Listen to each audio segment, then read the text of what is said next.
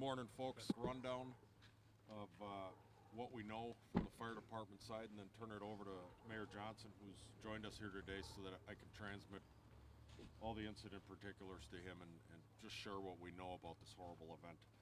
Are you okay if we go through that and then you ask questions after? Does that work? Everybody all dialed in, ready to go here? All right. My name is Aaron Lipsky, Aaron Lipski. I am the fire chief for the City of Milwaukee Fire Department. Behind me, the address is 3231 West Fairmount.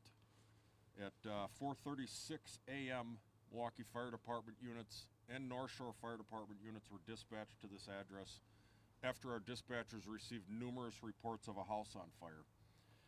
Our first arriving units, Engine 37 and North Shore Ladder Truck 82, arrived on the scene within 3 minutes. It was a very rapid response. Every unit responding on that first alarm assignment was the regularly assigned unit. Everybody was available in quarters. They came out here gangbusters, and when they arrived, they had heavy fire blowing out of the basement windows of the home behind me, and also the first floor bedroom window on the side facing us here. They immediately began a fire attack. They were informed pretty early on that there was likely people inside this home. So we make an extremely aggressive interior attack to attempt to locate and remove those victims. Firefighting operations and search and rescue operations happen at the same time. One, in this case, can't happen without the other based upon the heaviness of the burning and the extent inside the building to which the fire was occurring. This is, of course, hindered when our first hose line burst under the pressure of the water. A second hose line was put into place, and then a third additional hose lines throughout the operation. This all happens very quickly. You can't see it here, but directly across the street is a fire hydrant. The Milwaukee Waterworks does a fantastic job keeping those serviceable, so we had ready access to an endless supply of water. These things happen. We're putting these hoses under a tremendous amount of pressure. They do burst from time to time. Fire companies made entry, began extinguishing fire. There was an immense amount of fire, and they started to experience structural collapse on the inside of this home. First floor was falling into the basement. The second floor was falling into the first floor. As you might imagine, this is extremely hazardous, and at this moment in time where the firefighters are really laying it out trying to get in to rescue the occupants, there's a tremendous amount of risk at that exact moment. Rescue 2 was able to locate and remove an 83-year-old male. That individual was found in the first floor kitchen. That person was removed. Our paramedic unit number 18, with the assistance of Engine 9, tended to that patient. That patient subsequently passed away. Ladder Company 82, coming out of the North Shore Fire Department, found and removed a 57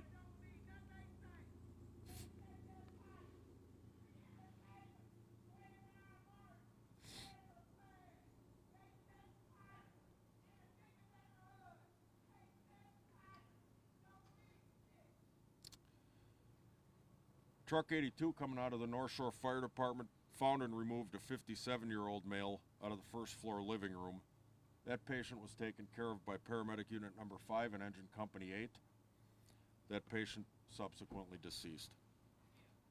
53-year-old male was located by engine 36 in the first floor bedroom and was found in a condition that's incompatible with life, deceased and left in place.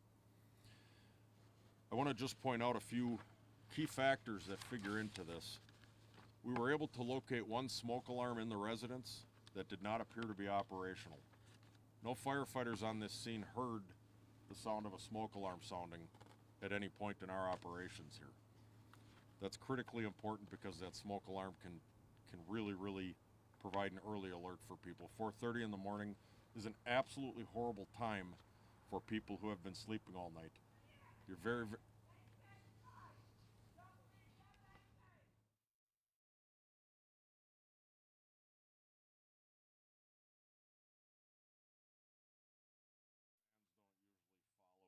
this thing. So we did scan all records as is standard practice, and we have no outstanding City of Milwaukee code violations associated with this building. So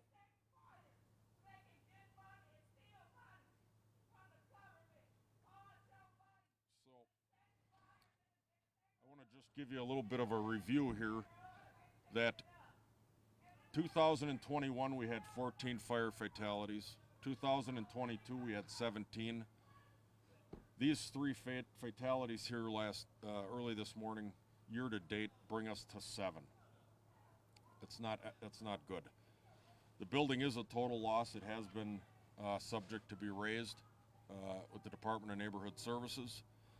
I want to just point out here that in order to bring this under control and to support our fire rescue operations this morning, we had 7 engines, 4 ladder trucks, 3 paramedic units, a heavy rescue company. We had 4 chief officers here, including our citywide commander in the North Shore Fire Department's Battalion 8, our fire investigation unit, and our support units that come in. A total of 62 firefighters responded and worked here throughout all of this time. I want to thank you very, very much for your interest in this story. If you could please help us get the message out. If you could please help us get the Is there a police officer anywhere around here?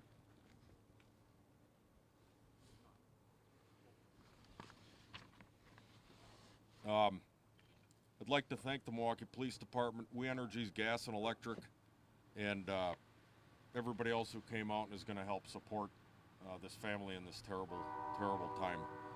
I am honored to have Mayor Johnson here and give you the microphone, sir. Well, thank you so much, Chief. First and foremost, I want to first thank you, Chief Lipsky. I want to thank the men and women of the Milwaukee Fire Department.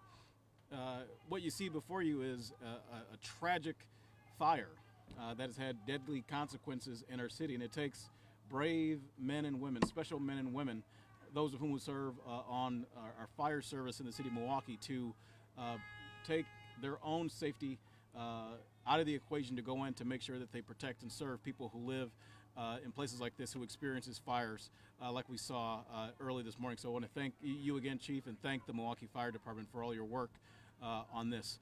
Second of all, I think it's extremely important for us to note that when something like this happens, that the fire department does what it routinely does and blankets the area to make sure that people around this community know about the importance of having working smoke detectors in their homes.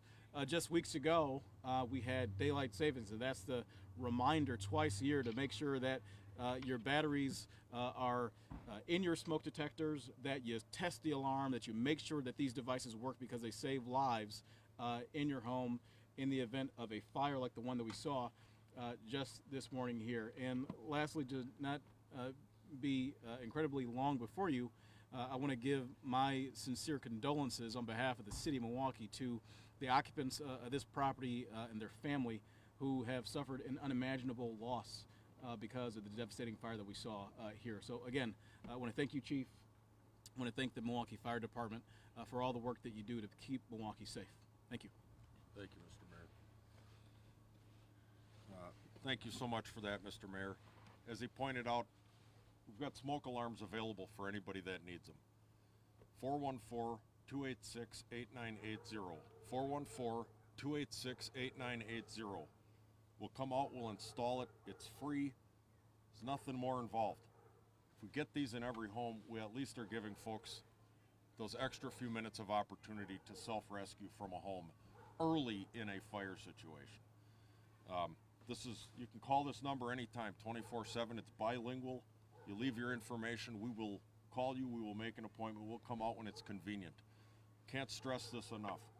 My firefighters in the North Shore Fire Department put themselves in extreme danger early this morning to try to pull these rescues off. The very best rescue that we can have is the one that doesn't need to occur. So please, please, please help us amplify this message regarding these smoke alarms. as Mayor Johnson said, we are going to go out and around the neighborhood here once we wrap up, and we're gonna be canvassing the neighborhood to try to get some more of these installed. You're welcome to join us on that. We can't give you permission to go in their homes. You can ask them. That's fine with us. We don't mind one way or another. But at this time, we'd open it up for any questions. Chief Lipsky, we saw the fight this morning. We were here watching the dozens of firefighters that were out here. We saw a lot of furniture being thrown out. Clearly, the home was complete loss while fighting this. Was there anything hindering this? I know you said the collapse was starting to happen, structural collapse. Is there anything else hindering this process for firefighters? We did have the usual situations inside of the home where we've got a lot of furniture and a lot of belongings in the home.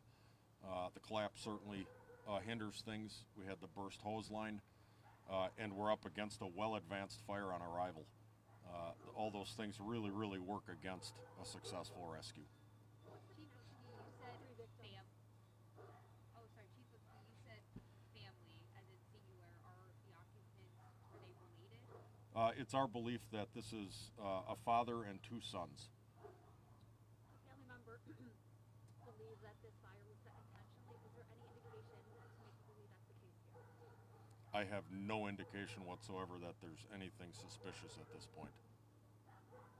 I would very much like to find out who you talked to because we weren't given that information.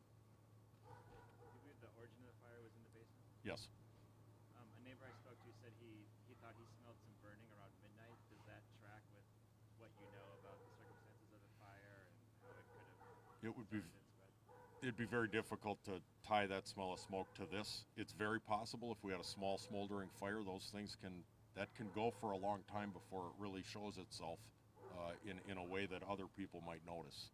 It'd be very hard to say that definitively, though. With the fire starting in the basement, any idea of exactly kind of what ignited it? Electrical, space heater? It is in the area of the furnace and hot water heater, the utilities for the building. It's an area that has had collapse occur down onto it. Very difficult for us to get in and actually definitively declare one way or another on that right now. But that is the area. Lends itself to, it may have been something with one of the utilities or appliances. Can you talk about the toll these types of incidents have on your team, on your men and women in the fire department? Sure. These are terrible for the firefighters, but that's absolutely nothing compared to what the family's going through right now. So we just want to focus on the family and their loss. Thank you, everybody.